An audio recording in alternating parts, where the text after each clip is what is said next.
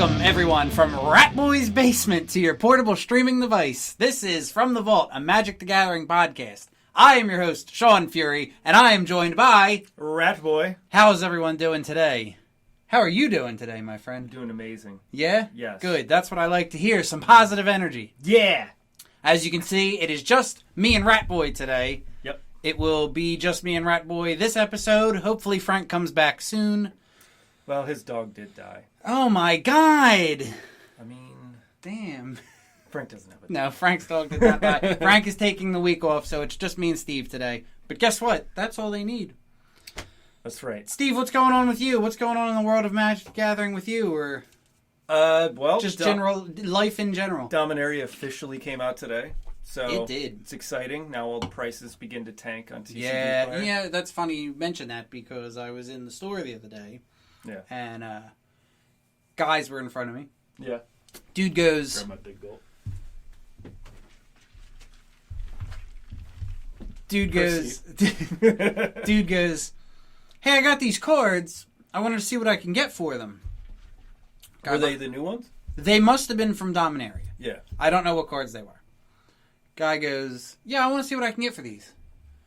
Dude behind the counter is like, oh, yeah, let me take a look and see what you got. And he thumbs through them. He goes, we can probably give you like 60, 65, depending on cash or credit. And dude goes, oh, that's it? He goes, yeah, why? Guy turns to his friend and goes, when were we here last? And the friend goes, I don't know, like 2 or 3 days ago. And he goes, okay. He turns back to the guy behind the counter and he goes, yeah, like 2 or 3 days ago I was here and I was told like 75, 80. The guy behind the counter is like, yeah, well, in those 3 days, 2 or 3 days, like, people are cracking these cards and selling them to us. The prices are dipping. Yeah. The guy was like, that fast in 2 or 3 days? He was like, yeah. And now I'm standing there and now I'm like, this kid clearly does not know how value works. The more of the product is opened, the less the value goes down. Especially the week from pre-release to like actual to when everybody's actually opening them. Because they're not allowed to. So a shop is actually in a good position, and this is where Wizards street dates actually benefit the shops, because they can sell a lot of packs and stuff to people right in person. Right. But you can't sell packs and they can only sell full boxes. Okay. Or they can do pre-release events. The kits, right? Yeah, and then they can take trade-ins on cards, so people want to do the in-person trade-ins right away. Okay, so right. Oh, let me go trade in all my pre-release cards and get my money back. Well, I mean, you can't really buy singles from shops online. You have to buy them in person. Right. If they're going to do it. They shouldn't do it, but shops probably do. Yeah. So, I mean, there is a benefit for shops in that week between pre-release and actual release. And actually, right. Yeah. So I was kind of just like, this dude's really going to give them a hard time. First off, I know. It's $10. Dude, shit changes every week. That's what I was like, does he not realize? Yes, the price has now gone down now that more product has been opened. Mm-hmm. Like yesterday. Like I said, I don't know what the cards were, but... There's a reserve list card that got bought out yesterday. Now the price is way higher. Right. It's Children of Corliss. It's this Antiquities card that... Do you even know what it is? No, not off the top of my head. I didn't really know what it was. I mean, I'd seen it, but I didn't really know what it was when I saw it. And, is it any good? Not really. It's like... Or no, is it Children of Corliss? Or is it the Bodyguards? It's like... see, I don't even... Oh, maybe it's Bodyguards of Corliss. Is that what I said? You said Children of Corliss. Yeah, I think it's Bodyguards of Corliss. So you always go to MtG Stocks. Okay. Who should support this podcast. It's Martyrs of Corliss. That's what. Oh, okay. Yeah, so it's like, for every damage. Oh my god. Where's the fucking? As long as Martyrs of Corliss is untapped, all damage that will be dealt to you by artifacts is dealt to Martyrs of Corliss instead. Right. Oh, that's kind of cool. Yeah, so there's a big buyout. These were like $250 yesterday for moderately played. Okay. Now they're... Whoa, going up to $5? So they doubled in price? Yep. Okay. So, I mean, I don't know. It's like, it's just one of those janky cards. With Brothers War coming out, it's going to be one of the cards that ends up like, making commander decks or... Yeah. Okay. And then if you guys can hear my dogs howling in the background, I have 2 coyotes as pets. Oh, Auntie's hovel. Right? Yeah. Because of the Goblin deck. Goblin deck, yeah. Yeah. And then we've got Fabricate, the one from the Secret Lair. Yeah, okay. And Random Ashnod's Transmogrant. Which is just, it's not even a reserve list. It shouldn't. This little asterisk, that means. Yeah, okay. Hey, look, Hercule's Recall. Hell yeah. Nice. From Antiquities. Okay. People are buying Antiquities because of the Brothers War. Okay. Yeah, all the artifact stuff. Sandals of Abdallah. Gives one creature island walk until end of turn. If that creature is destroyed before end of turn, so are sandals. The sandals are lost! That's awesome. It's Arabian. What is the oracle text on that? Target creature gains island walk until end of turn. When that creature dies this turn, destroys... Okay. That's better. That's cool. The sandals are lost! Some of the original text is just so cringy. And it's it is, yeah. What the fuck? Richard, what were you thinking? Yeah. It's just too wordy. All right, so let's jump in this week. I guess we already jumped into some stonks. Some markets. Yeah. Some stonks, yeah. Yeah, we do have some stuff to talk about. Believe it or not, we are not just going to bullshit for an hour. We do have stuff to talk about. That would be nice, though. We could. All right, yes. So first up, Warhammer 40K. Warhammer 40K. Now, are you a Warhammer 40K fan? I bought a Chaos Space Marine army when I was like 13, 14. Yeah. And then like everybody was like, yeah, dude, we're going to fucking play. And then nobody ever played. See, I never got into the tabletop games like that. I always kind of wanted to, but none of my friends ever played. I don't know if Frank plays Warhammer 40K. I don't think he does. I don't think he does either. So, I asked him one time because I was like kind of hoping he did, so then it would give me something else to get into. To get into? Right. Okay. Well, I'm glad he doesn't because I don't need anything else to get into. Yeah, it's expensive.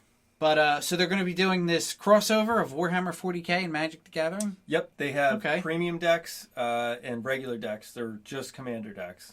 Is this going to be similar to the Adventures in the Forgotten Realms, the crossover with D&D? Well, there's no set. There's just decks. It's just decks? Yeah, okay. And a lot of these are going to be reskins. Okay.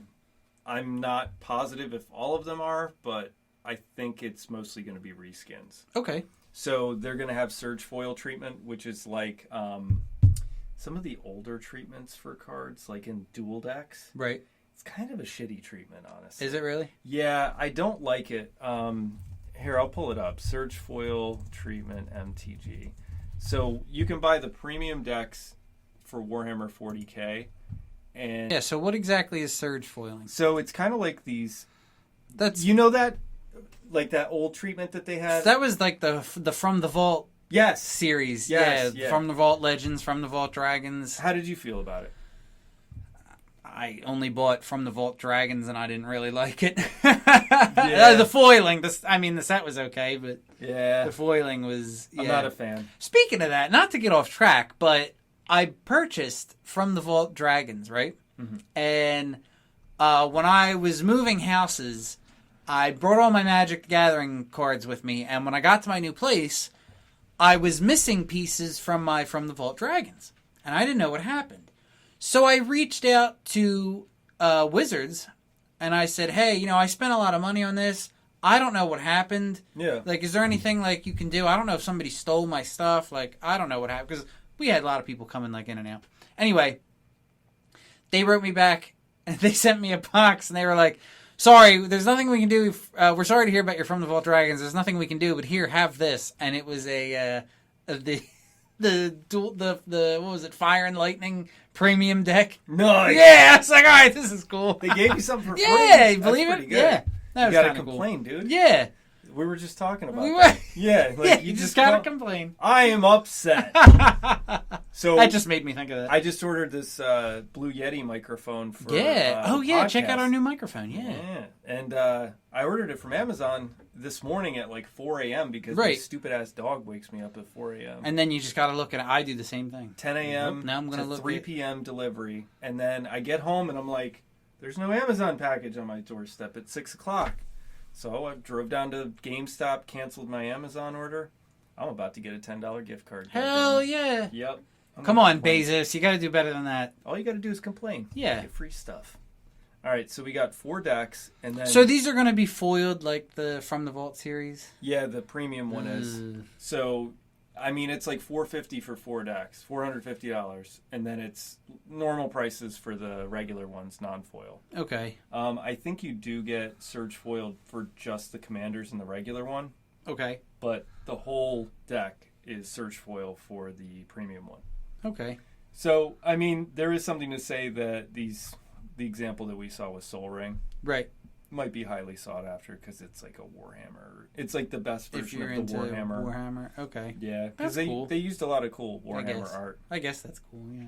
Yeah, I mean, I don't know if it's going to be successful, but now, do you think this will attract Warhammer 40K fans that aren't into Magic the Gathering, and vice versa? Yeah. Will it attract Magic the Gathering fans who aren't Warhammer fans? I think to go to Warhammer. I think it'll attract more Warhammer fans to start playing Magic than it will Magic players to start playing Warhammer. Because if like Warhammer had a Magic thing, I don't know how they would. Maybe they had like Magic miniatures. Yeah, I might think about it, but I'm not really into miniatures. Right. But I don't know what the crossover appeal is. You know, maybe these people used to play Magic.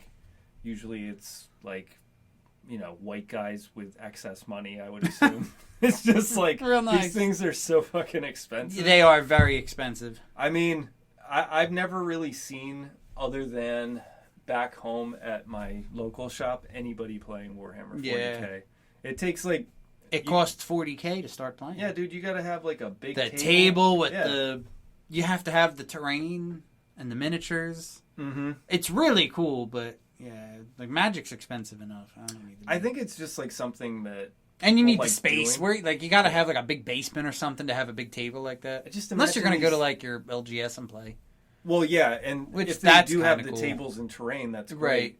But I just imagine like what happened to me, and it's like these middle-aged guys just like, painting these figures for this game that they'll never actually play. Yeah. It's like making decks and never actually playing with them. Yeah. I don't know. No, I got you. But I do think there's crossover appeal. I think I think it's pretty cool. I like it. I actually like this better than the other Universes Beyond stuff because it's more like sequestered. It's not getting into the Magic lore, which I don't like when they kind of mess with that universe because Dominaria is like a plane. Right. And it's like its own universe, and now they're trying to bring in like these IPs. Yeah. What's next? Like Transformers Magic cards? Like I don't. Yeah, I know. I wasn't. Godzilla. It was the same thing. I wasn't too like the Godzilla. I think we talked about this before. Yeah. Like the alternate IPs coming in to become Magic cards, like the Stranger. Like I like Stranger Things. I like Godzilla, but I'm not attracted to Stranger Things and Godzilla Magic cards. The only way that I'm okay with it is if it's not a new card, but it's just a reskin. Yeah, right. If they're gonna, that's fine. That's better. So then you could be like, oh, cool. Here's my sweet EDH General. That's 11 from Stranger Things. Like, okay, that's kind of cool. When realistically, it's just so and so. But I don't need 11 from Stranger Things to be a brand new. Right. I see what you're saying. Yeah. No, I agree. Or Lucille. Yeah. Right. Which they have not released a new version of either. So we don't have any Walking Dead cards. We still only have... like Magic cards. Right. As far as... the originals are the Walking Dead cards. Right. And now they're going to reskin it as a Magic card. Okay. I don't know. Yeah. Like... That's weird. Yeah, they messed up like with so the Godzilla ones, weren't they just reskins of Ikoria? Yeah, it was like box toppers. Right. Like, and okay, so that I could get. They did the same thing with Innistrad Crimson Vow. It was all Dracula cards. It was Dracula cards, which was great. I thought that was cool. It was just nobody liked that set, apparently. I did. So it was... I know, yeah. Surprising. Yeah, it's really cheap. The first Innistrad was great. Yeah. And then I don't know, I guess they overdid it. Yeah. A lot of people like Midnight Hunt, and then just Crimson Vow came out 2 months later. Right. And then it ended up kind of falling flat on its face. Yeah. And then Double Feature came out. Oh, yeah. So there was actually a sale on Double Feature boxes the other day, and I bought one. Did you really? Yeah, it's coming in the mail. Okay. I'm kind of excited because it's like a lottery game where you have to pick... you don't have to pick, I'm sorry. Like, just getting any card in there that's a foil rare is usually a really good... Like, I'll put in Alchemist Gambit. This is one that I ended up buying. It's 28 cents, but then, like, the foil is, like, $4. Right. And usually with these foils, they're, like, 75 cents. This is actually on the low end. If you go to Double Feature and then sort by price, you can probably pull a $200 foil card if you get lucky. Really? Yeah, like Meat Hook Massacre. Yeah. The foil's $250. Okay. So it's like a lottery game, and okay. they got this weird treatment on the cards that nobody really liked, but I think it's okay. Yeah. So any of these mythics that you pull in foil is just... It's, yeah. Okay. The price of the box. Yeah. Right. Well, that's kind of cool. Too. Yeah, so I was like, all right, I'll do it once. Okay. It's usually how I do it with... Dare I ask how much the box was? It's $145. Oh, that's not that bad. No, I mean, I went into a shop in Philly on Wednesday on my 15-minute break. It was in like my whole area that I was driving in, and they wanted $150 for a set box of Dominaria.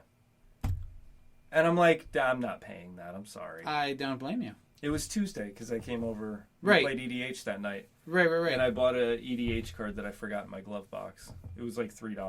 I was like, well, I came in. They also were weird about the mask. Remember that? I was telling you. You were saying that. Yeah. They were like freaking out about me not wearing a mask. I'm like, dude, I'm shaking people's hands every day. Like, I guess some people are still not over that. Whatever. I don't know. So we've got. Okay. What's next? What's next? We got Disneylorcana. Hell yeah! I'm half excited for this. So I don't think people are actually going to play this game. Probably not. They're just going to collect it. Like they're going to collect the cards. Yeah, I don't know. I don't see a giant following for people who actually want to play the game. Yeah. I do see there being a following for like Disney fans who are like, oh, well, I want to collect the cards. You don't That's see cool. like a competitive scene? Listen, I could be wrong, but I cannot see people wanting to competitively play Disneylorcana. Unless, I don't know. So, like, here's the thing. This is aimed at kids, right? Yeah. Okay. And a certain segment. Well, okay, so yes, adults can play it. Adults probably will play it, but they want to appeal to a young demographic. Yeah. And I get that. This is the same thing with the original Pokemon cards. Yeah. When the original Pokemon cards came out, I was like 11, 10. I don't know. I was young. They came out. Obviously, that card game, I would assume, the target demographic was probably children. That's who's playing the games, right? Definitely so they come out with this card game that I don't want to say was overly complicated. I mean, like when you compare, like if you're going to compare it to like Magic the Gathering, Magic's obviously way more complicated. Mm-hmm. But I didn't understand how to play the Pokemon TCG. I didn't play the Pokemon TCG. What I did do was I cracked packs, and I was like, cool, foil Scyther. This is going in the binder. I took it to school. Scyther's an awesome Hell Pokemon. Yeah. Took it to school and showed it off to all my friends. Yep. I didn't know how to play the game. None of my idiot friends knew how to play the game. But you know what we did know how to do was show off our cool foils. And trade. Yeah, all right, cool. I really want that Charizard. Let me trade you this Blastoise. I don't fucking know. So I see this as being like targeted at children, and I see children wanting to collect the cards and be like, oh, cool, here's my Mickey Mouse, and cool, you got a Goofy, and that's fucking sweet. But I don't see them wanting to learn how to play the card game. Could I be wrong? I could be 100% wrong. Mommy, I want that foil Elsa. Exactly. Just to put it in a binder and take to school and show their friends. Yep. For clout. I don't see kids actually wanting to sit down and learn how to play this game. Now, that being said, this game could come out and it could be easy enough for a 6 or 7-year-old to learn how to play in like 10 or 15 minutes. This might be a super simple game. But I'm looking at these cards here and I'm going to assume it's probably not going to be that simple. Well, they have attack defense, it looks like. Right. So it's similar to Magic in that, right? There's an attack and a defense. And then by the way, Captain Hook's attack should be more than a 1. He has a hook for a hand. Yeah. I'm just saying. Maleficent's a 7. It's a big dragon. Yeah. I get that. And Robin Hood's a fucking 4. Why is Captain Hook a 1? Yeah, Robin Hood's like... Come on, he's got a bow and arrow. You're going to tell me... Well, all right.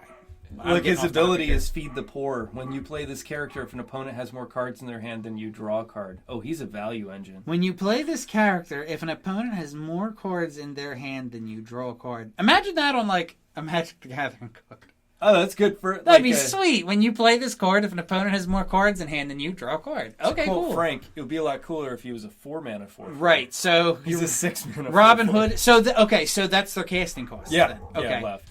So Robin Hood's a 6-drop. You got to think, because when you I guess then Captain Hook can't be better because he's a 1-drop. Yeah, he's like a goblin guide. Right, okay. So, like, the reason they put these up in the top is because you have... When you're fanning your hand, right? You want to see up at the top, right? So you can organize your hand. Okay. So they just have it left justified, which might be better. That's fine. Yeah. Yeah. Okay. And then the name is in the middle, but it is left. So if you're fanning it this way, if it's the top up here, you can still see the beginning of the name. Okay. Yeah. So that makes sense. I don't know. There's a lot that goes into making these kinds of things, and they do have the what is it called? They have a game that's been around that's very popular for all these Disney games, and this is just their first collectible card game by Ravensburger. Okay. I mean, that's one of the biggest gaming companies in the world, maybe the biggest as far as like board games goes. So right. They got a lot of money behind this. Well, good. Yeah. I hope this takes off. I'm not trying to knock this at all. I hope this is successful. Right.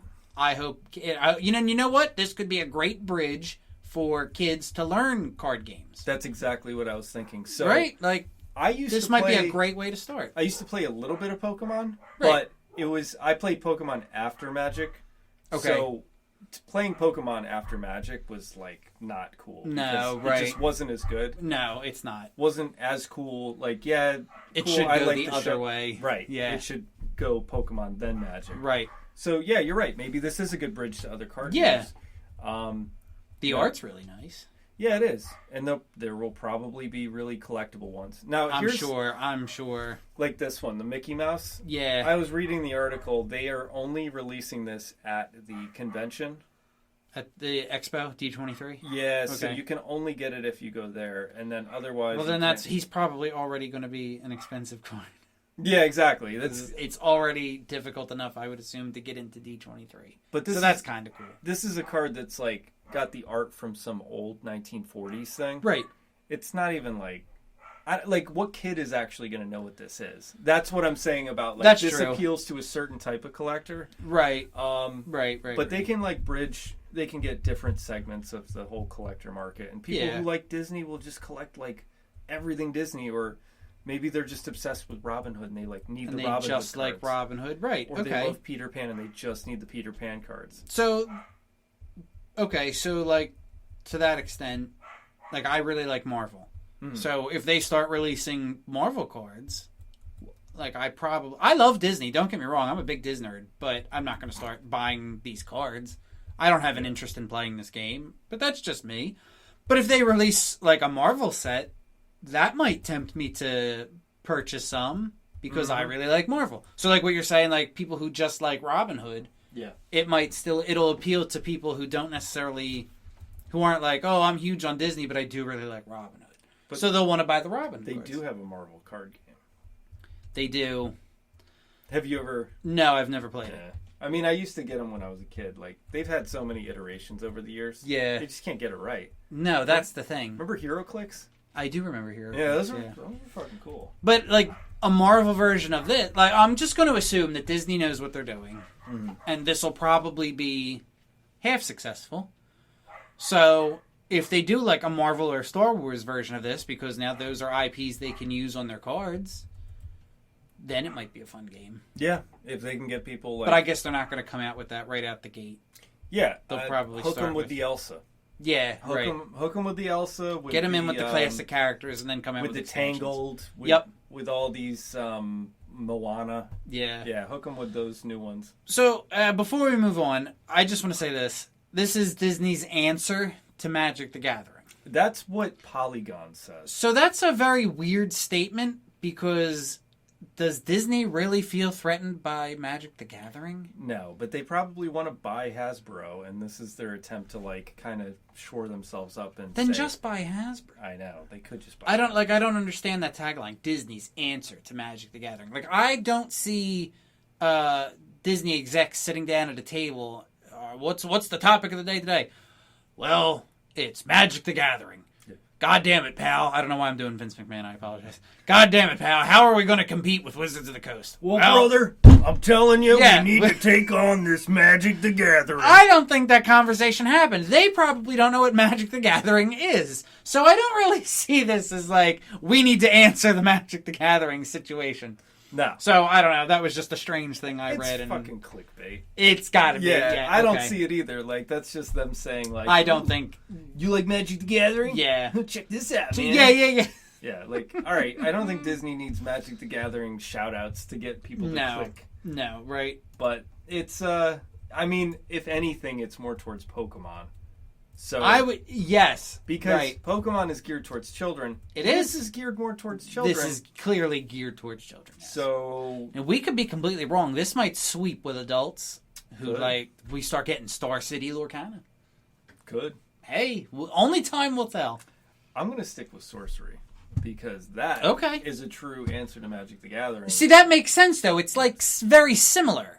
Yes. That makes sense to me. It's like old school Magic. Right, okay. And that's the answer to new Magic. That makes sense to me. Same thing with like Flesh and Blood. That makes sense to me as trying to be that's a company who wants to say, are you sick of Magic the Gathering? Try this. Here's an alternative. Yeah. You remember how it was back in the day. Yeah. Well, I don't see like what is this actually answering? It's nothing. It's not answering anything. It's just kind of like it's just related. They want to get into the collectible card game. Yep. And And Magic the Gathering is the OG. It's just that's when you think of a collectible card game, the first one, yes. But and think of it like baseball cards. Yeah. There's no baseball card game. You just collect baseball cards. This might turn into just like nobody's actually playing it, but they might become... we'll see. That is very true. But it's the...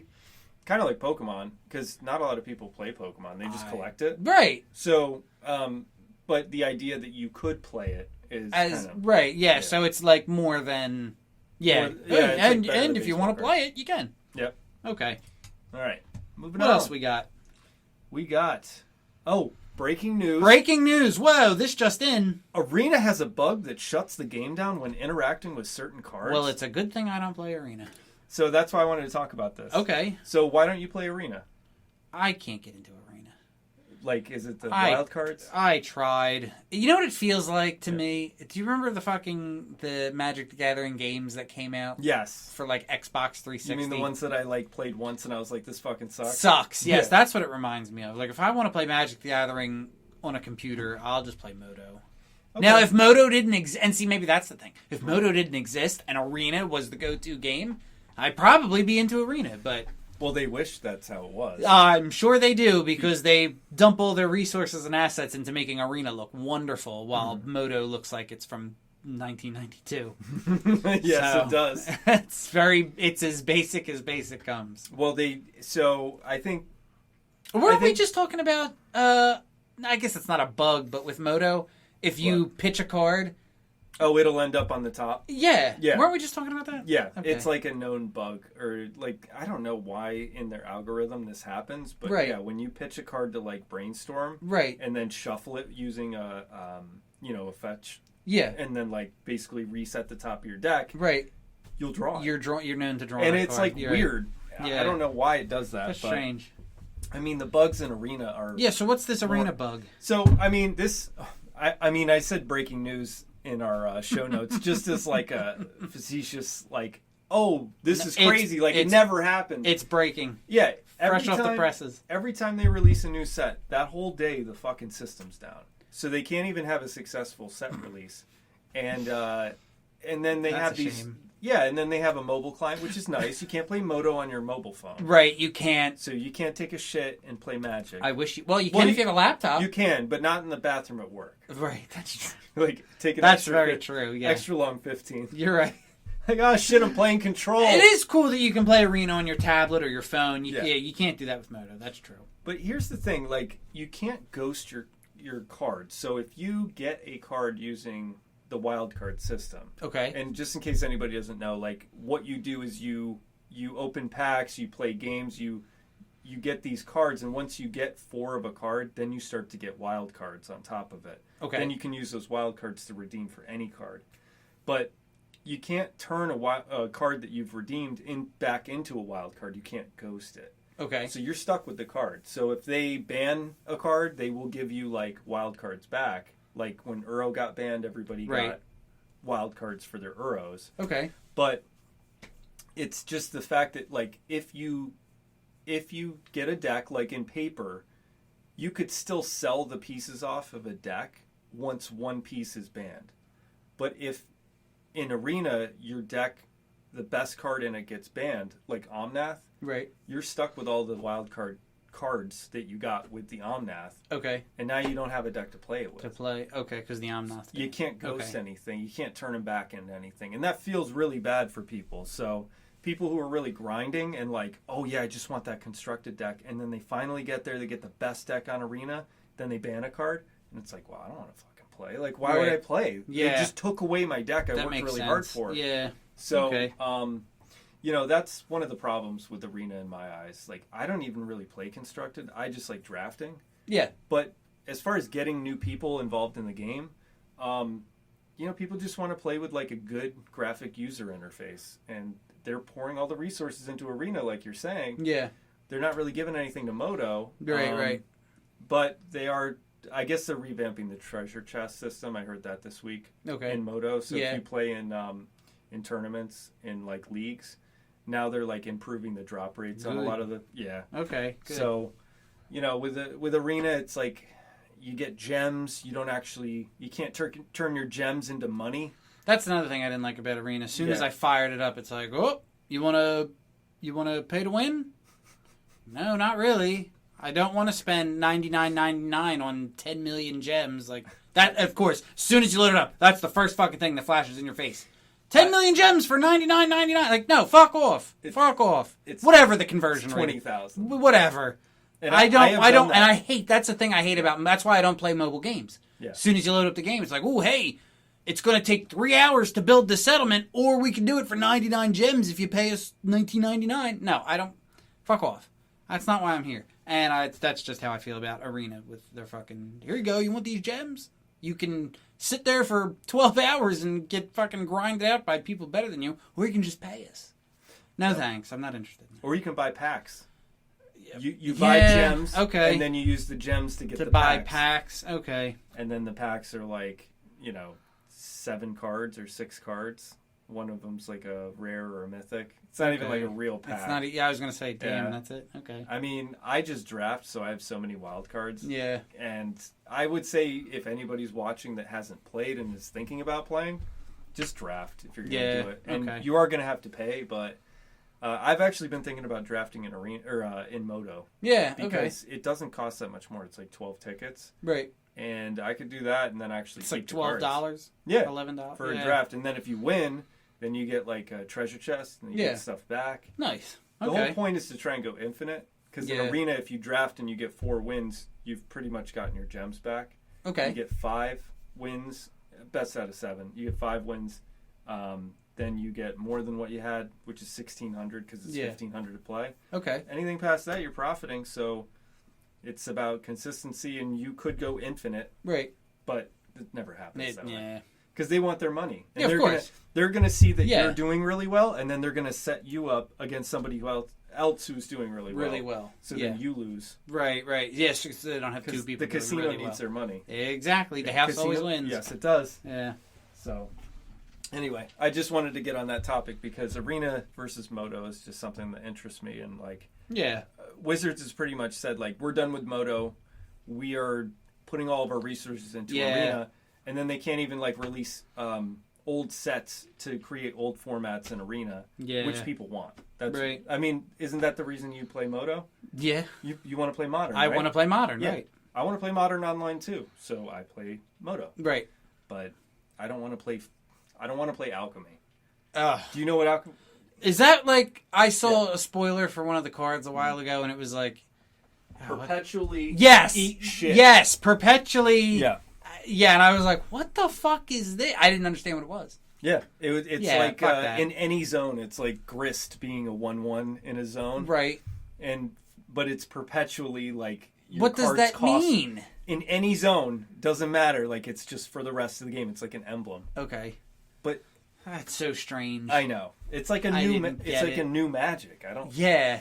Very weird. And then because it was like cards. I was like, wait a minute, what? What gets me is they change the text on cards. They do. That I've seen too. Yeah. I do not like that because you have people who maybe play that and then they go to a paper. Right, and then they're like, wait, I thought the card did that. No. Well, it does in Arena. Update. Right, but it doesn't do it in paper. Right. It's stupid. Yeah. So I don't like that. I think it's a bad idea. Yeah. And apparently nobody does really like it. So hopefully it just... Shut that shit down. Yup. So we've got new Dominaria cards. Oh, yeah. Yeah, and I put here as a note, is Leyline Binding the real deal? I mean, it's cool. Where does it fit? And is it the most hyped card in Dominaria United? So this deck, or this card fits in the deck Omnath 4-color. Of course it does. Yeah, any kind of 5-color. It is a domain card. It should be up on your screen. Oh, here, I just pulled it up on my phone. Yep. Leyline Binding, 5 and a white, flash, enchantment, domain. This spell costs 1 less to cast for each basic land type among lands you control. Okay. When it enters the battlefield, exile target 9-land permanent opponent controls until Leyline Binding leaves the battlefield. Okay, so... It could be a 1-mana O-Ring at flash. That's exactly... So if you're playing a 5-color deck, yes, it can be a 1-mana Oblivion Ring with flash. Yeah. Okay, that's cool. And you can't... Are you really going to get to cast it for 1 mana, though? I mean, that's 1 Triome and 1 Shockland. That's true. Turn 2, you could play that. That's true. What I like about it is going for $10. You can't prismatic ending it. Remember, prismatic ending is 6 mana. Right. Well, it costs more than you could do. Yeah, than there are colors of mana. Right. So yeah, you can't prismatic ending it. You can't prismatic ending it away. It's a good card. It is a good card. Yeah, I think this is maybe the best. I mean, even if you cast it for like 2, or I mean like 3. Yeah, anything under like 3 2 and a is white. Still good. It's still because then it's an O-Ring flash. It's flash. Right. So you could hold up counterspell mana and then end of your turn. Okay, I'll exile your Murktide Regent. Yeah. It gets Murktide. Cool. Whatchamacallit? Prismatic ending doesn't. Prismatic ending sorcery speed. Yeah. I think that's much. Do you think this will be more popular than prismatic ending? Yeah. Yeah. Because it's not that hard to splash a just 1 Triome. Right. I think what's going to happen is people are going to start playing this card, and then in response, there will be more Blood Moon decks. Yeah. There will be more. Wasteland isn't legal in Modern, but it is in Legacy, and this is definitely Legacy playable. So I think that there will be more Blood Moon and land punishing effects, even like Scorching Wildfire, maybe. Right. Could be a card that's just main deckable because it's a cantrip. Right. Could be in the sideboard. It hasn't been added to the 4-color Omnath deck yet. On Goldfish, or? Yeah. Okay. Yeah. Not yet, but let's give them another week or 2 to update the deck lists and everything. And then maybe we'll see if they... What day is that deck from? August 20th. So it can't. Yeah. It hasn't... No, it wasn't out yet. Right. Could look up MTG. I usually go to MTG Top 8. I think that's a great website if you're trying to look for the latest tournament standings. There's a prelim yesterday. Okay. Let's see. Number 1 and number 3 was Hammer Time. Yep. We got Creativity at number 5. Oh, hell yeah. Is this the one you made? Let's see. 4 Archonic Cruelties. No, this is playing Explore. Oh, what? It's playing Explore. 4-color? Yeah, it's 4-color soup Creativity. That's kind of cool. Renin 6. Creativity. Yeah, trying to get it. So I'm playing Grixis Archon of Cruelty. Yep. No green. Oh, we got Glimpse. Well, it didn't even make top 8 in this one. You got to think that somebody was playing with it. Yeah. So, 4-color Yorion Elementals. Let's see. Ephemerate, Prismatic, Traverse, Unholy. They did not put it in there. They didn't put it in there. Amazing. Okay. Well, I mean, what about Standard? Is anybody playing it in Standard? Oh, yeah. Do we not care about Standard? We shouldn't. Standard shit now. Yeah. Yeah, I mean, somebody's got to be playing it in Standard. Orzhov Midrange. Let's see. Wedding Announcement. Instant Sorceries. Nope. No. Not even in the sideboard. Just Orzhov, that's why, I guess.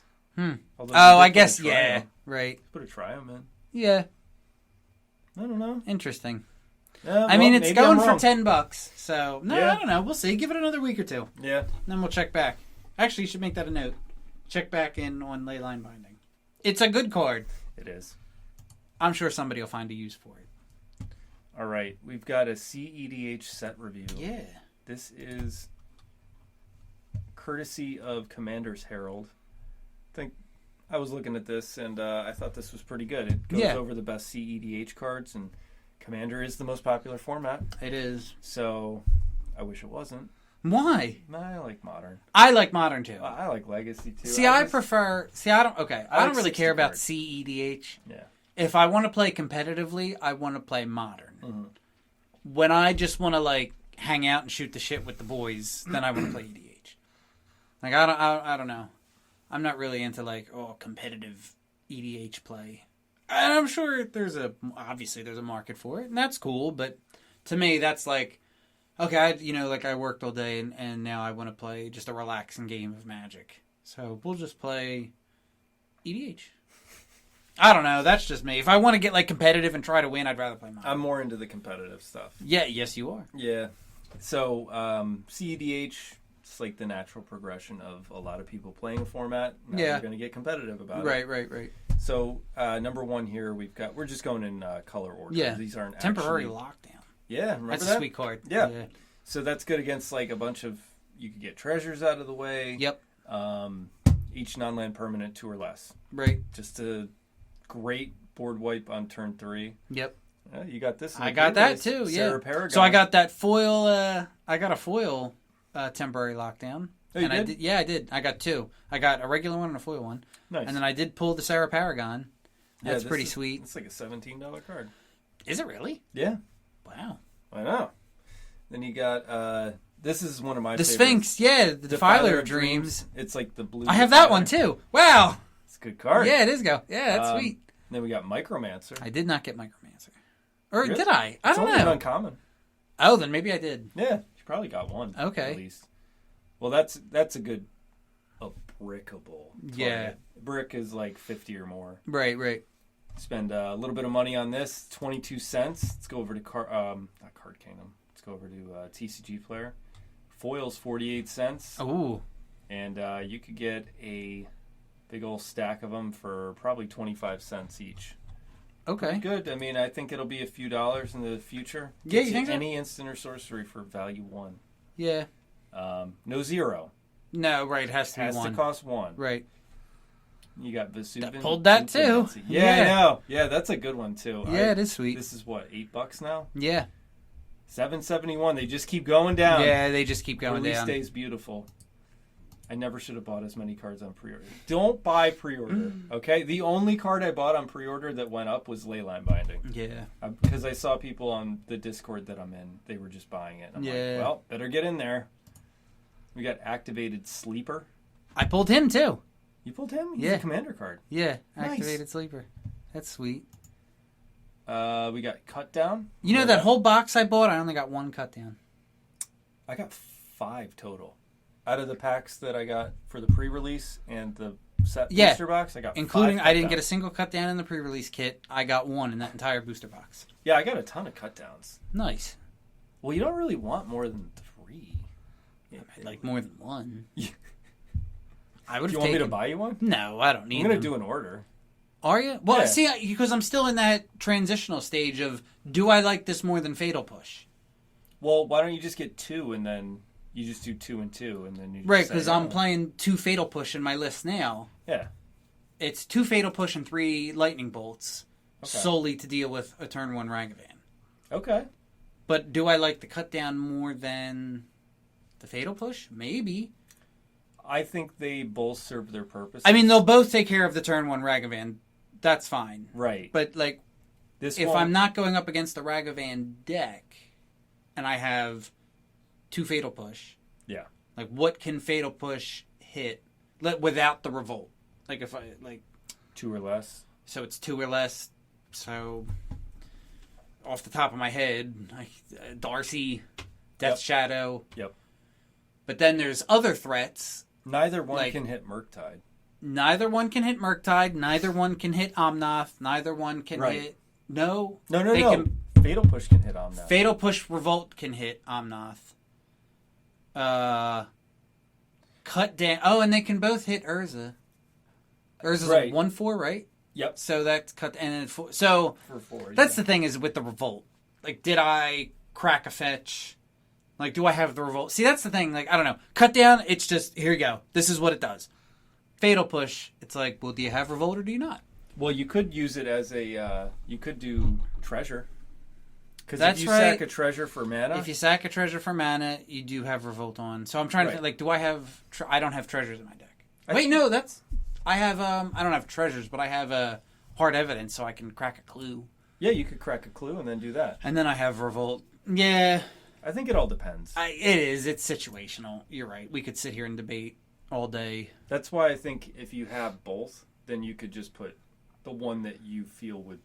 apply more to the game. Because they're more of a sideboard card. Okay. So maybe even if you just do 2 fatal and 2 pushes in the main, right, 2 in the side and 2 cut downs. Okay. Maybe that's it. Yeah. I don't know. I don't know either. 2 pushes and then 1 in the side and 2 cut downs in the side. So then you have 3. So it's like you have 5 of that 1 mana removal. Right. Personally, I like to cut down more. I think it's cool. Plus it's new. Right, maybe that's why I like it more. Maybe it's still because it feels fresh. It's got a Joda quote on it. It does, and Joda's cool. Yep, Joda is cool. So then we've got Shadowrite Priest. This is a cleric. So I'm pretty sure I cracked him too. Yeah, I did too. Okay. He's not worth much. He's what is he down to? 74 cents. Okay. But he is the cleric general. He is. Other clerics, I wish he was legendary. Well, yeah. I guess there's a reason he's not. Yeah. But he fits in all of the aristocrat decks. Other and aristocrat decks is one of the most popular. Sacrifice another cleric. I don't even know what he does. Search your library for a black creature card. Oh, and put it onto the battlefield. That's sweet. Mm-hmm. How much does that cost? 5. 74 cents. 5. No, the ability. Yeah, 2 mana, 3 and 2 black. Ability. Okay. That's pretty cool. Backstabbing is common within demonic cults, so are front and side stabbing. Ooh. That's good flavor. Yeah, I enjoy that flavor text. I will add it to the cart. Nice. For 75 cents. I mean, Who cares? That's a really good EDH card. Yes. I wish it wasn't sack another cleric. Well, I wish he could sacrifice himself. That'd be badass. Yeah, it would.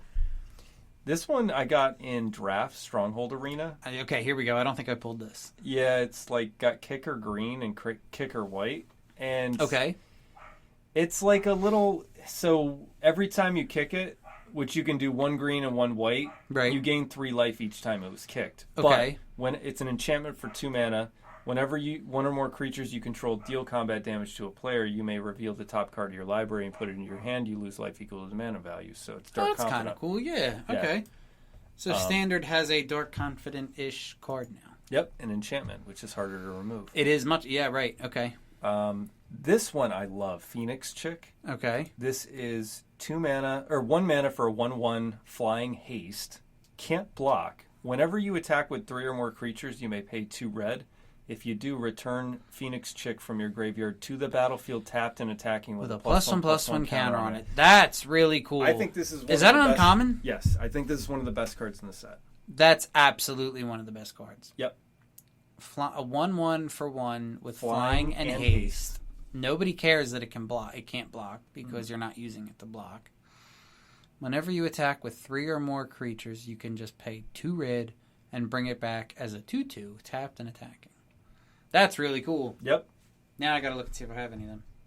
You should. Yeah. Okay. That's gonna be a good. That's a pretty sweet card. Pioneer. Yeah. Could be a modern. Could be. I mean, you could ninja this thing. Yeah. It's flying haste for 1. I mean, turn 2, you ninja in, and then you just replay him on turn 3. Who cares? You could pitch him, and then if you're attacking with a bunch of creatures, you just pay 2 red, bring him back, and now he's even better. That's pretty sweet. Yep, that is a great card. Very nice. We've got Squee Dubious Monarch. Oh, yeah! This might be my favorite card because it fits into Red Prison. Okay. So Squee Dubious Monarch is a 2/2 haste for 3. Mm-hmm. Pretty good stats. Yeah. Whenever it attacks, create a 1/1 red goblin creature token that's tapped and attacking. That's cool. Yep. And that keeps happening. So you may cast it from your graveyard by paying 3 in a red and exiling 4 other cards from your graveyard rather than paying its mana cost. Okay. So it's like got escape. I think we were talking about this. Yeah, we were. Yeah, it's like pseudo escape. Yep. So that is that goes in my favorite legacy deck. So I'm a big fan. And we just got Tail Swipe, which is like your standard fight spell. Yeah, right. Whatever. Your typical green target. Yeah. Yeah. Threats undetected. We talked about that. Okay. Yep. And then Karn Silax, of course. That's cool. Awesome against fetch lands. Yeah. This is my sideboard pick of the set. Oh, easy. Yep. Then we got Plaza of Heroes. Mm-hmm. That is a pretty good land for 5 color. Yeah. Especially for Commander. It's down to $7. Let's go. What was it at? 10? Yeah. Okay. Yeah, it's just rare, right? Yep. So this card, I have a foil one and instantly went into my EDH deck. Good. This card's sweet. Isn't it? It is. Relic of Legends. You can keep doing the tap and right. untap Legends. Yep. So if you have multiple, you can add a... Yep. Yep. So it's 3 for an artifact, has tap, add 1 mana of any color. So, all right, that's already not terrible. Mm-hmm. And then it has tap an untapped legendary creature you control, add 1 mana of any color. I was looking through my cards and I saw it. It was a foil. Bam! Instantly into my EDH deck. It's $289 for that foil. Wow. Yeah. Okay, cool. That's a sweet card. Uncommon. Yeah, that is pretty good for an uncommon. So now I want to look and see if I have more. I only got 1. Okay. I think I only got 1 in my box. And I did... It's in one of my EDH decks. Okay, That nice. was like one of the first things I threw That's a in. good card. I like that. Dihada, Binder of Wills. I think I got this one too. It's Mardu. Oh, yeah. Up to 1 target. Here, I'll put it up on TC. You did get this one. Yeah, she can be your commander, yeah. Yep. Up to 1 target legendary creature gains Vigilance, Lifelink, and Indestructible till your next turn. -3. Reveal the top 4 cards of your library. Put any number of legendary cards from among them into your hand.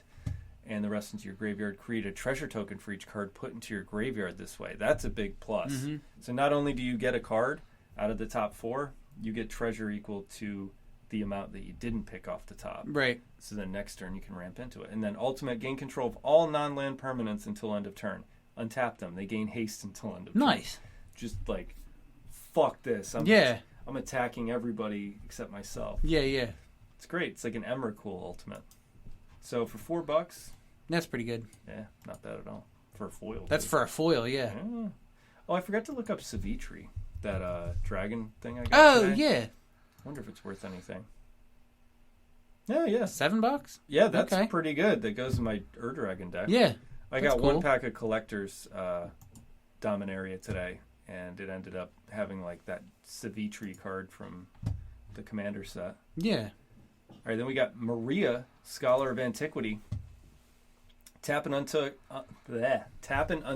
non-token artifact you control, add a green. Tap 2 untapped non-token artifacts you control, exile the top card of your library. You may play it this turn. 3/3 cool. for 3. Yeah, that's good. It's an elf. It is an elf, yeah. And that can be your green-red elf commander. Right. Yeah. Nice. So that'll probably be... If I were to pick a card to get the premium treatment in, it would be this one. Okay. If you can get Maria or Maria in like... Can you get it in foil etched? Yes. Or textured foil? Yes, you can. How much is it?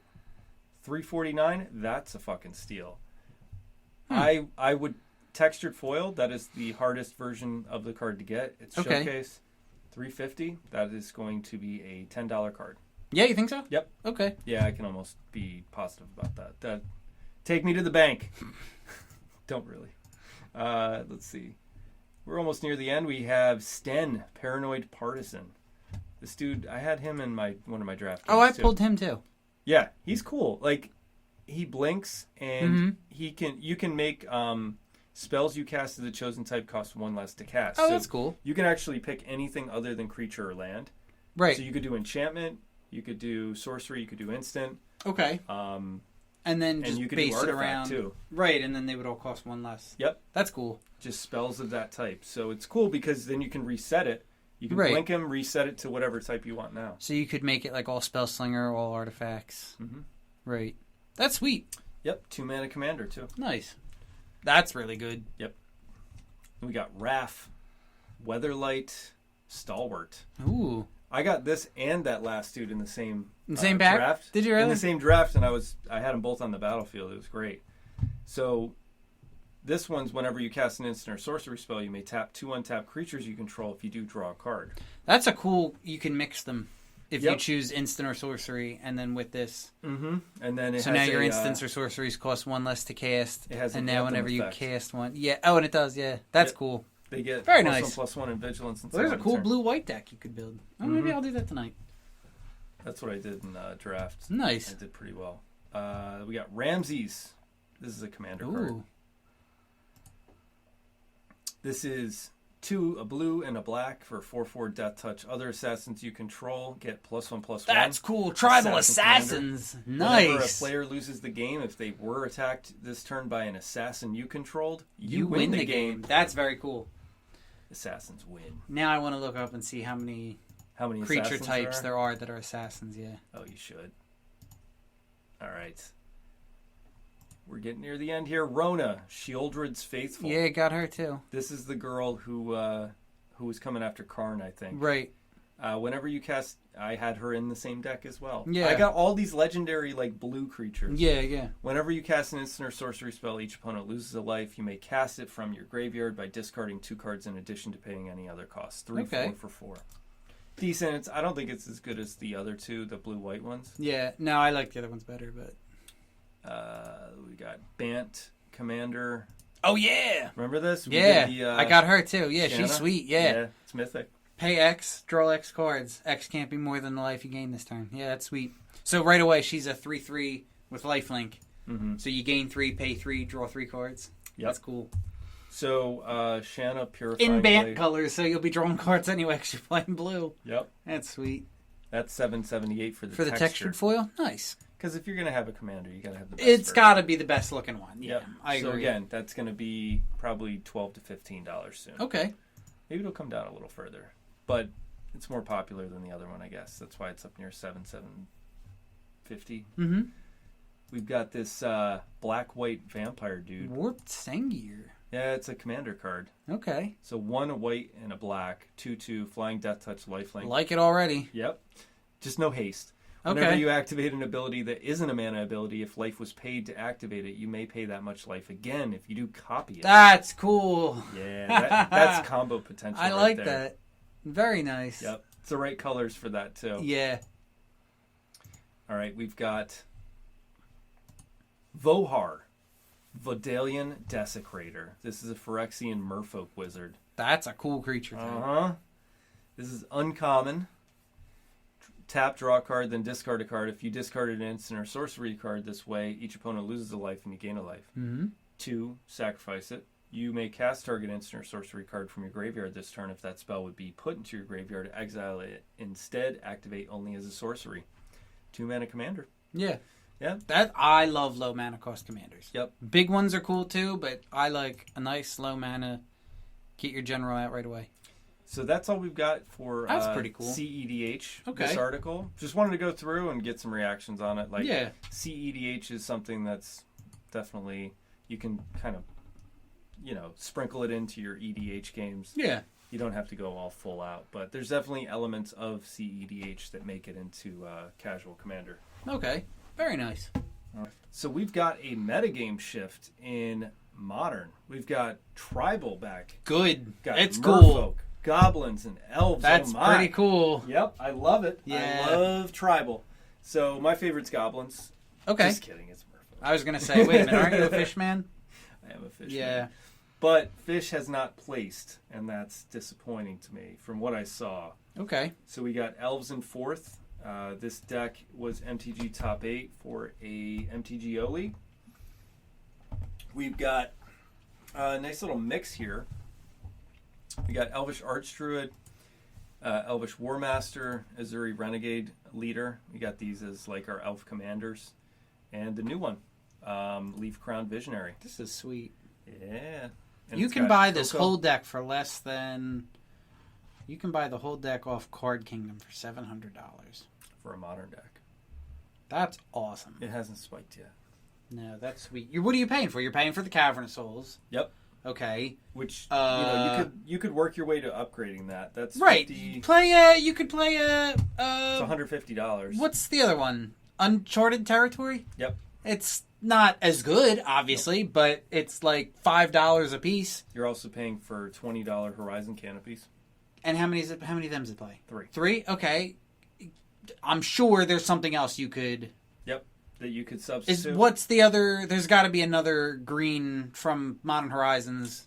The draw lands. Yeah, you could do green-blue. Yeah. I don't think that's expensive. No, it's actually... Horizon Canopy is just the OG one. I get that. Yeah, the green-blue one, the Simic one, is like $3. Right. And it plays an Endurance in the side. Is that good? Obviously. But Endurance is like $50 by itself. Just play something else. Holy shit, it's $50. Yeah, Endurance is like $50. So let's... Okay, so real quick. Dude. So let's nix the two... So what are the two Cavernous Holes going for? $150. For both. Yeah. Total, right? So... Add Endurance. So we'll say Card Kingdom wants $700 for this deck. So let's cut the two Cavernous Holes and play the Uncharted territories. Yep. So you just knocked $150 off the price tag. Yep. Let's nix the 3 Horizon Canopies. What's the blue-green one? Botanical Sanctum. Botanical Sanctum. Yep. What's that going for? $3 probably here.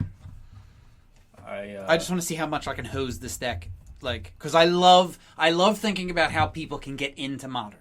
Yep. And I hate how expensive the cards are. So it's $570 for the... Wow, it went up. Okay, so Botanical Sanctum... No, that's not the draw land. Oh yeah, you're right. That's the fast land. That's the fast land. Oh, what am I thinking of then? I forget what all those lands are called. Like Fiery Islet, but that's blue red. The sack lands. The sack pain land. The draw card. Can't remember.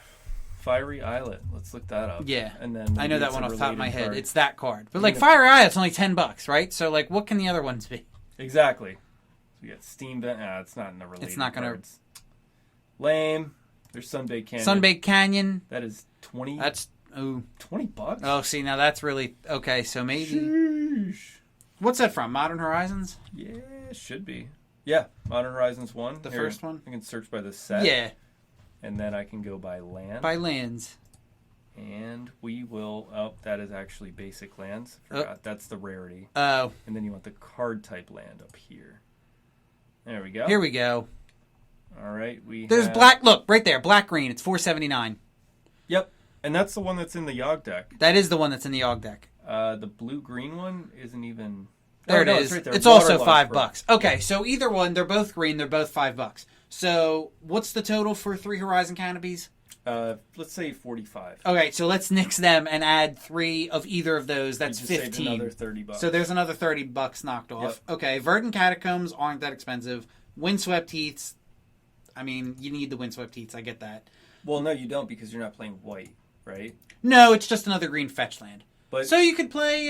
that is the cheapest one, right? It is, right, because Wooded Foothills is expensive. What else is green? Well, you could play Misty Rainforest. Misty Rainforest are down to like $20 a piece. I would rather buy Misty Rainforest than 2 Windswept Heaths. What are the Windswept Heaths going for? 28. Oh. I would rather get Misty. The shop has Misties for like 20. Yeah, because they're just in Modern Horizons too. Right? And they were like 100 before the reprint. Yeah, I would much rather have that. So get the 2 Misties. Mm-hmm. So there's another, what, $20 you saved? Mm-hmm. You can nix the Endurance from the sideboard. It's only a 1-of. Is it good? Yes. But in the meantime, just play something else and work your way up to get the Endurance. That's $50 fucking. I would say this, though, that Court of Calling, you can search for it. So having one is a toolbox, and it is pretty good. It is good, but it's $50. So I'm trying to look at this from a standpoint of somebody who wants to just start playing. Like, you'll get it later. Mm-hmm. Just get something else in the meantime. Because the Court of Callings, they're not expensive. Yep. You're just gonna collected companies, they're not that bad. You're just going to lose to Delver. I'm sorry. Well, all right. But, like, look at this. Like, imagine you have $0 right now, and you have a job, and you want to get into Modern. Here's a way to start. Yeah, if you told me I could get a deck for $500, I'd be like, okay, that's We've not easily gotten this deck down from $700 to $500. Yep. And in the meantime, you can save up for those Cavernous Souls. You can save up for that Endurance. Yes, they're better than other options, because if they weren't, it'd be the other options that are in here. Yep. But somebody who's just trying to get into it, this is a sweet way to start. So what I see happening... Even the Force of Vigors. Force of Vigors, wonderful, but Force of Vigors at like $40 a piece, and this is playing 2. In the meantime, you could just play... Dear God, I bought these for $12. Exactly. They're super good, but they're super expensive. So that's $80 right there. Guess what? In the meantime, just play Reclamation Sage. You can get them with you can get them with Court of Calling. Dude, I bought these for $12, not $30. I just got this deck down under $500.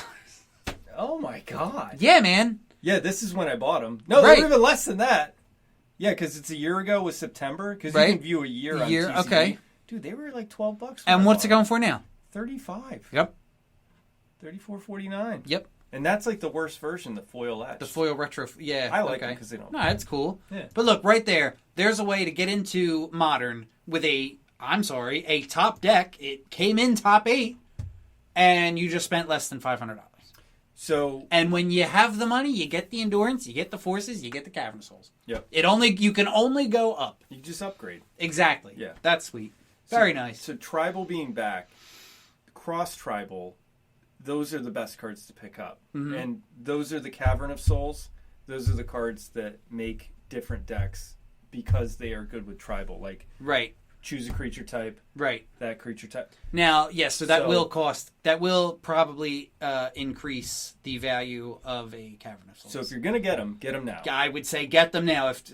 Because they were just You're printed. Right. If tribal is coming back for Modern, yeah. Try and get them before the end of the year because the supply is up in the market. You've got Double Masters 2 just came out with Cavern of Souls. Right. But they're going to hit at the... they're probably going to start to go up again at the end of the year. Yep. They're going to hit their low. So think about those. Think about Aether Vial. Aether Vial is another good one that people use in multiple different decks. When I was trying to build up my decks and I was like, what do I want to get first? I went for things like Cavern of Souls, Aether Vial, that fit in multiple archetypes. Right, you can move them around. And then I can move them around if I wanted to do decks, and then I just slowly... I wouldn't sell my decks as I got more. I just would build up decks that kind of crossed over. And now I'm in a spot where I could make pretty much any deck I want, which is great because I can just have the freedom to play whatever I want. Yeah. But I'm not saying that to like brag. I'm just saying that I don't like the frustration of like, oh, I need to like, I want to go get this deck and like now I don't have this and now, it's just a lot easier. And that's why I like the loan program too, because you don't actually have to go and sell your shit. Right, I like that too. Trade your deck in and it's $20 a week. Yeah, or whatever you because you do 500 tickets. I only do 500, so I only pay $12 a week. And I just paused it this week because exactly. I had a crazy week, and I was like, dude, I'm not going to play on Moto, so let me save $20. Right, and then just unpause it when you're ready to get back into it. Yep. Yeah. No, I'm with that.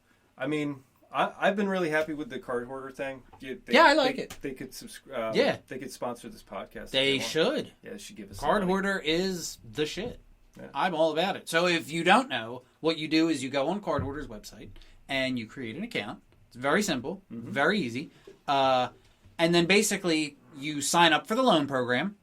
It takes all of 5 minutes. You basically just give them your information and they ask you, I don't see them not approving anybody. It's not like you need a good credit score or anything to get approved. They don't run your credit on. Yeah, right. They're not running your credit or anything, so I don't see them not approving anybody. But basically, they approve you and they ask you, what do you want a month, ticket-wise? So if you want 1,000 tickets, you want 2,000 tickets. If you're like me, for your if you do streaming, so I like to do challenges. My challenge is, can I go with a deck that's 500 or less tickets? So I don't need more than 500 tickets. I said, well, all right, I want 500, and they went, okay, cool.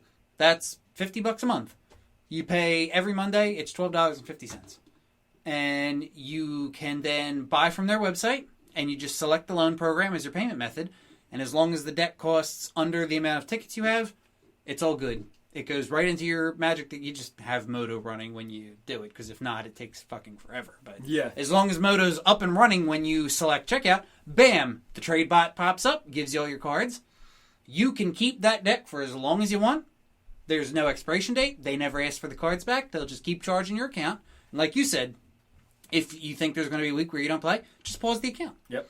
They don't terminate it. They just don't take the money, and you can't do anything. Yep. That's fine. Then when you're ready, you go back, you unpause it, you're back in the game. And then when you're done, you just hit return, and the trade bot appears in Moto, and they pre-select the cards, which that was awesome. Yeah. Because I thought for sure I was going to have to go through my entire card pool. Nope, they do it all for you. They automatically populate the cards from the loan program, and they take it right back. And once they take it back, I'd say within 5 minutes, you check your account again, and your credit is back up to X tickets of X tickets, where X is how many tickets you started with. Yep. It's awesome. It's super simple. I highly recommended it. You got me into it. Yep. I'm all about it. And I think on the fly, you can just change how many tickets you have.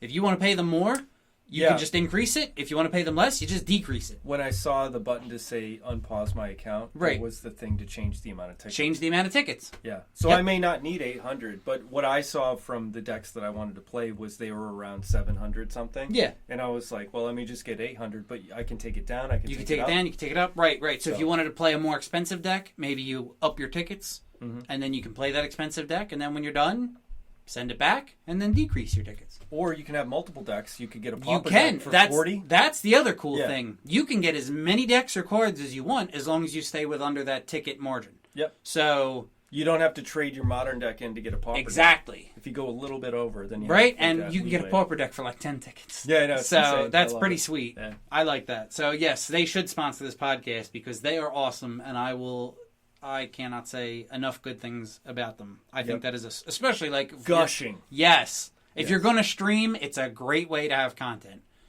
Because if not, you're going to have to buy these cards and decks as they come out.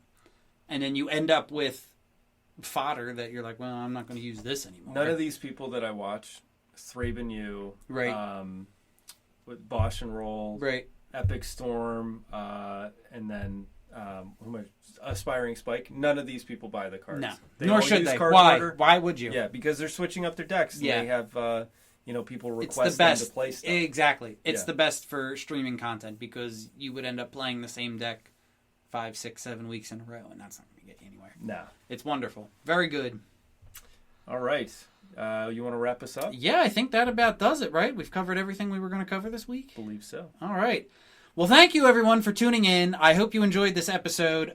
You can find me on Twitter, on Twitch, on YouTube, Sean X Fury. I'm just about everywhere that social media exists. Where can they find you, Ratboy? You can find me on RatboyTCG on YouTube, Twitter, Instagram, and Twitch. Hell yeah. Yeah, come follow us. Yeah, come follow us. You can also find this podcast on Twitter. I can never remember. Is it... MtG FTV? Let me double check. I can't remember if it's MTG FTV or FTV MTG. I'm going to tell you right now. We got to write this down in the notes so I don't have to keep checking my phone. Just put a note up behind that camera. It's FTV MTG. So find us on Twitter at FTV MTG. 6 letters. Yeah, 6 letters. And it rhymes. Yes. It's super sweet. Super simple. Then I think until next week, I'm Sean Fury. This is Ratboy TCG. We're signing out.